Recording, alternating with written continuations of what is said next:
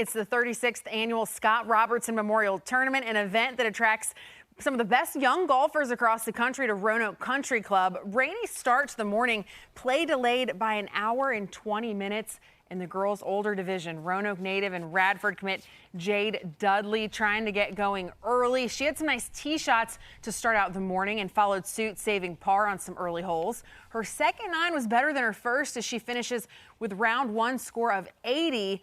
Paired with her was Virginia Tech commit Alyssa Montgomery. She had one of the best scores on her first 9 holes at 35. She ended the day tied for 7th with a score of 75. Former runner-up Alexa Pano is tied for 3rd with a score of 73.